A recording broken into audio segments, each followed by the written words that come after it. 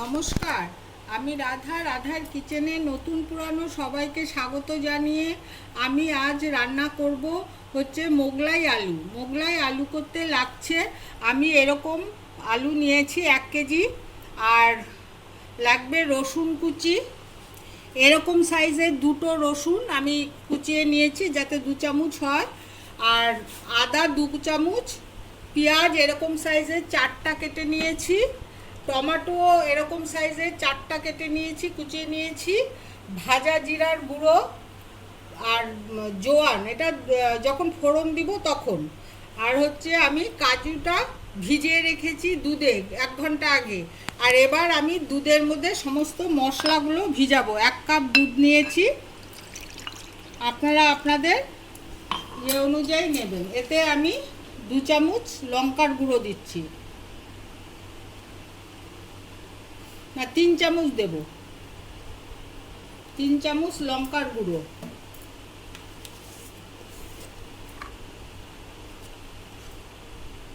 1 চামচ হলুদের গুঁড়ো,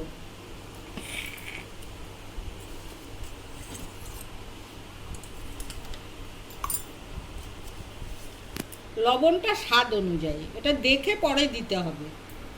আমি এখন 1 চামচ দিলাম, পরে লাগলে দেব। আর দেব হচ্ছে ধনের গুঁড়ো, আমি দিচ্ছি 2 চামচ ধনের গুঁড়ো,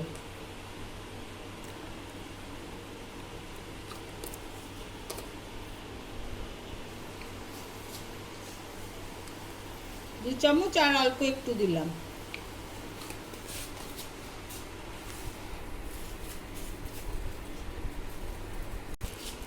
আমি গরম মশলার গুঁড়ো দিচ্ছি 1 চামচ,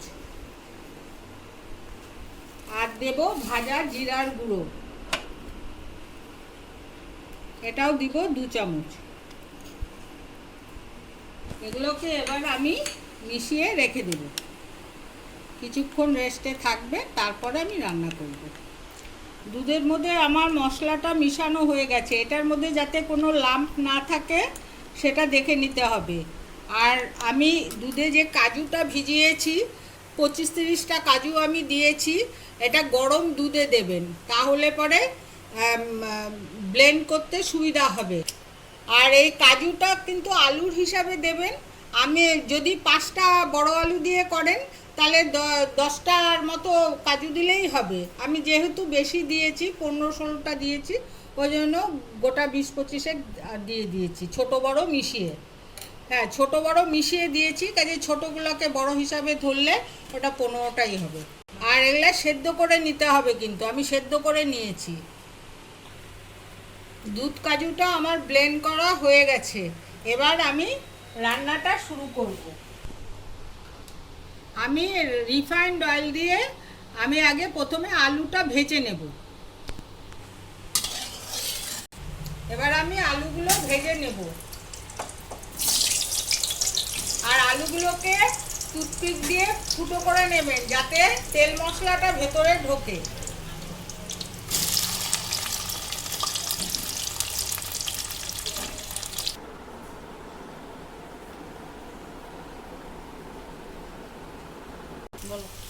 আমার আলুগুলো ভাজা হয়ে গেল, আমি এবার তুলে নিচ্ছি। আমি এবার মূল রান্নায় চলে আসলাম। আমি ওই আলু ভাজার তেলটার মধ্যেই আমি ঘি দেব 2 চামচ আর হাফ চামচ। ওই তেলে আমি দিয়ে দিলাম তেজপাতা, দেব জোয়ান ফোড়ন,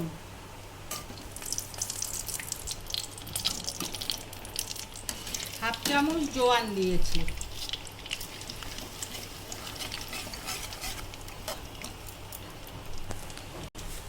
দিলাম কসুরি মেথি 1 চামচ, 1 চামচ আর অল্প একটু দিচ্ছি। এবার দেব হিংও প্রায় 1 চামচ।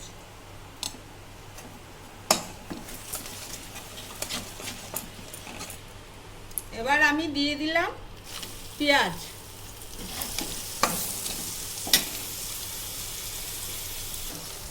আমি দিয়ে দিলাম এবার রসুনটা। পেঁয়াজটা একটু নরম হয়েছে, তারপরে দেবেন রসুন।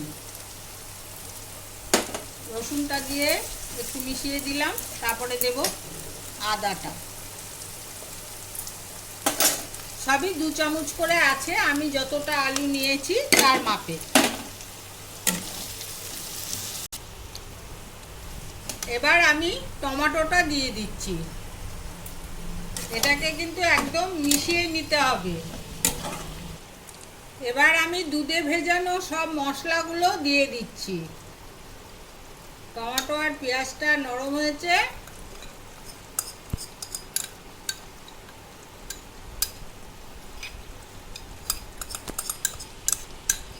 এই রান্নায় কিন্তু জল পড়বে না, আর ধিমে আঁচে করতে হবে। এটা দেখে যদি আপনাদের ভালো লাগে তাহলে লাইক কমেন্ট শেয়ার করবেন অবশ্যই। আর নতুন বন্ধু যারা আছো তারা সাবস্ক্রাইব করো।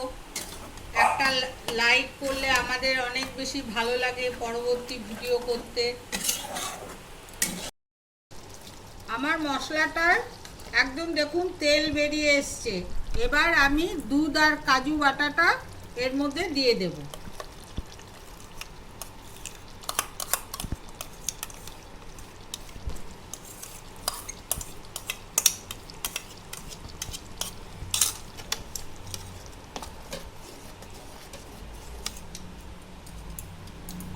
তারপরে আমি এই আলুগুলো দেব।